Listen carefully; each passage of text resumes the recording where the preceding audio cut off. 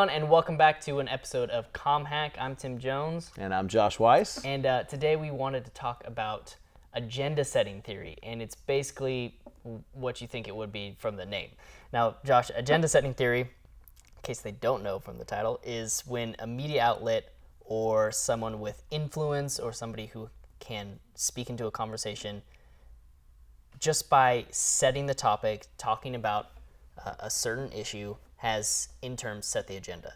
Now, it's not, trying to tell people what to think, it's just telling them what to think about, is typically what the theory is. Basically, yeah. So if you're in a small town, right, and the Smiths are having a barbecue, if the local news does a story on the Smiths having a barbecue, and instead of them just having a story about it, they also talk about people that are going to it, or do a follow-up story. All of a sudden, just by the fact that they've brought it up in their news cycle, they've made the Smiths barbecue something of importance in the community. And so all of a sudden, people start talking about the Smiths barbecue. And it became important because there was talk about it in some influencer settings, so like you're talking about. So this happens all the time in news, especially politics and stuff. The things that you choose to have a story about all of a sudden become something that matters. So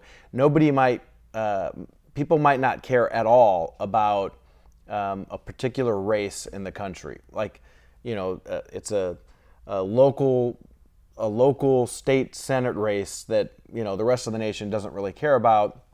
All of a sudden, news chooses to do a story about it because it's a close race between the Democrat and the incumbent Republican, or vice versa, and they try to frame it in such a way that because of that one race, that's indicative of what might be taking place across the nation.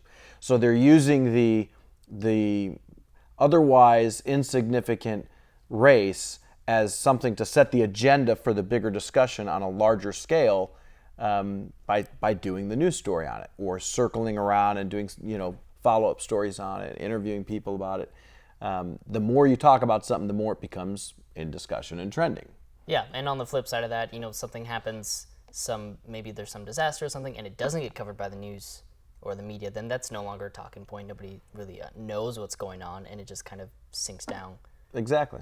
Goes underneath the radar. Yeah, so the fact that you didn't cover that story, it was not made a part of the overall news cycle, the agenda that you want to put out to the public. You're not putting that into your agenda, and so therefore it becomes something that's just unknown. And so because there's so much influence in modern day media, digital media, we are all reporters in many sense nowadays, and so the things that we choose to talk about become center of attention issues. So in your local workplace, in your local church, in your local school, the things that you choose to talk about kind of take on the impact and effect of agenda setting theory.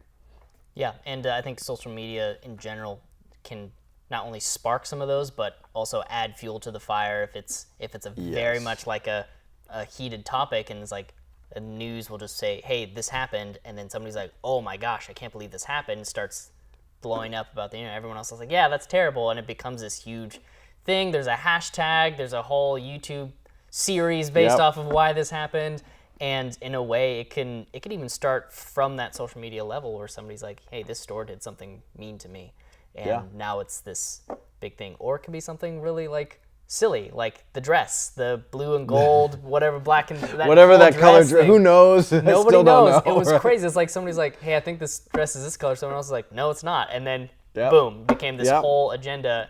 And I think that as a hack in itself can be something, just knowing that what you talk about can set an agenda for people. Yeah, so I've always thought that when you start to learn the tools of communication, like when you actually dig into the toolbox of theory and the things that have been studied over time in sociology on what works, what doesn't work, why it works, how humanity interacts with one another. When you better understand those things, then choosing to utilize those tools and those theories in your everyday life or in your communication, it's almost like it can almost be seeming manipulative, because you understand that if I bring this up, I'm going to make this a topic of conversation.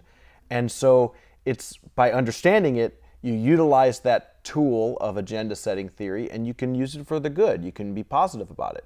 At the same time, if you go too far with it, then it becomes obvious. But here's an example.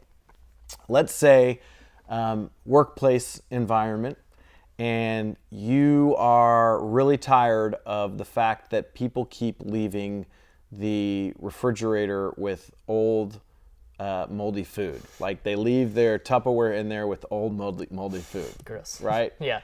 I may or may not be responsible for some of those. Don't know what you're In my talking past, I have since been changed. So let's say that people keep leaving the moldy food in the refrigerator, or they don't clean the microwave, right?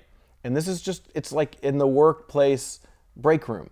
So you go into your meeting, and it's like your whole team meeting. You got 20, 30, 40, 50 people in this room. The person at the front is doing their talk about, guys, we're gonna work on these sales, or this is our agenda for this campaign that we're gonna run, or whatever the meeting's about. Any questions? At the point that there's the questions, if you choose to raise the question of, okay, well, what's our cycle going to be on social for this particular, okay, then all of a sudden you've shifted the conversation towards that cycle. If you start going towards that break room and you're like, hey, I'm curious if there's anything we can do to maybe get a new microwave, because the one in there, it really is kind of dirty and it keeps getting worse. All of a sudden, that's an agenda item now, and so there's dialogue about it. You didn't go to calling people out and saying, because people keep leaving the microwave dirty or leaving their stuff in the fridge. You've shifted the conversation by asking about something related to that, and all of a sudden, it's like now an action item where the next meeting or follow-up, like, hey, where were we at on that? And before long, you've got somebody else chiming in saying, yeah, I was also curious about the two because somebody keeps doing this, leaving this, Yeah. And all of a sudden, it's an area of interest. You've just used agenda setting theory to your advantage. Yeah, exactly. And on the flip side of that, there could be a downside to if you're setting an agenda, or you say, hey, I'm disappointed in the way the fridge is kept, but nobody else chimes in and nobody participates in the conversation, then the agenda that you've set kind of just fizzles out and nobody cares, and you're the one looking like the clean person. At that point, you're probably going to just have to clean the microwave yourself. Yeah. And don't forget to throw away your leftovers. Exactly. With that, this has been ComHack. I'm Joshua Weiss. I'm Tim Jones. You can find me at Joshua D. Weiss, and Tim. You can find me on Instagram at tljonesy_. We'll see you guys later, and come back to our next week, and you can check us out on communicationhack.com.